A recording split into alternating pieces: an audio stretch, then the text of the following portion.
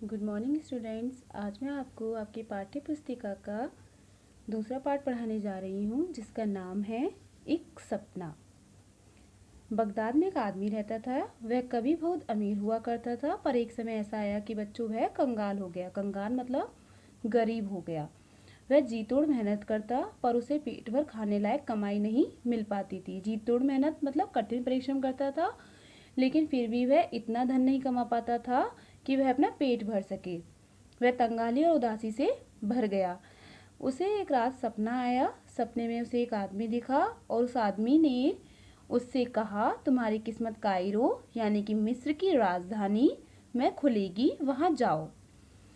वह सुबह उठा और सीधे कायरो की तरफ निकल पड़ा। जब वह कायरो पहुंचा तब तक शाम हो चुकी थी। बच्चों, वह वहीं एक सराय में सो गया। उसी सराय से लगा हुआ एक घर था। उस रात चोरों की एक मंडली सराय के सहारे उस घर में उतर गई। सराय मतलब बच्चों वो होता है जहाँ पर हम रात को विश्राम कर सकते हैं, जैसे धर्मशाला होती है, उसी तरीके से सराय भी होती है। घर के लोग चोरों की आहट से जाग गए। चीख पुकार मच गई। शोरगुल सुनकर बली अपने पंथियों की मदद करने आ पहुंचे, पर बली के पहुंचने से पहले ही चोर घर से भाग चुके थे। बली ने देखा कि सराय में एक आदमी सोया पड़ा है। उन्होंने उसे पकड़ लिया और इतना पीटा कि वह अधमरा हो गया। इसके बाद उस आदमी को जेल में डाल दिया गया। 3 दिन बाद इस आदमी को बली के सामने पेश किया गया। बली ने उससे पूछा, तुम यहाँ किस काम से और कहाँ से आए हो? बच्चों, कौन सा आदमी सो रहा था सराय में? जो बगदाद से निकला था और जो सपना आया था उसके सिलसिले में वह कायरो जा रहा था। तो आदमी ने बली को अपनी कहानी सुना दी। जनाब, एक रात एक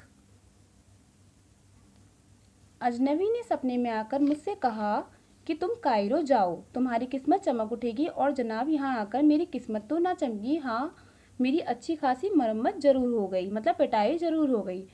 उसकी बात सुनकर बली हंस हंस कर लोटपोट हो गया। बली बोला, तुम सचमुच बहुत बड़े बेवकूफ़ हो। मुझे 3 बार एक आदमी ने सपने में इसी तरह के झांसे दिए थे। झांसे मतलब बेवकूफ़ बनाया था कि बगदाद में फला ज़िले में फला जगह पर फला किस्म का एक घर है और उस घर के अहाते में एक बगीचा है। अहाते मतलब आंगन में एक बगीचा है और बगीचे में फव्वारा है। बस इसी फव्वारे के नीचे खजाना गड़ा है। इतना कहकर वह मुझसे कहता था कि जाओ बगदाद और खजाना ले आओ। मैं अगर उसकी बात मान लेता तो अभी बगदाद की खाक छानता फिर रहा होता। खाक छानता मतलब मारा मारा फिर रहा होता इधर से उधर, तुम्हारी तरह, जैसे तुम हो। यह सब सुन उस आदमी की आंखें चमक उठी।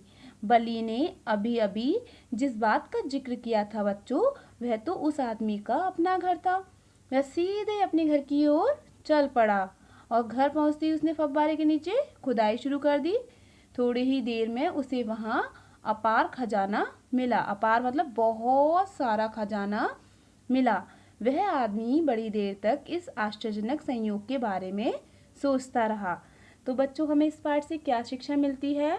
इस पाठ से हमें यह शिक्षा मिलती है कि कभी कभी बुराई में भी कुछ अच्छाई छिपी होती है। जैसे कि अगर उस आदमी को चोर समझकर पकड़कर नहीं ले जाते तो उसका सपना कैसे पूरा होता और बली उसे कैसे उस खजाने के बारे में बताता।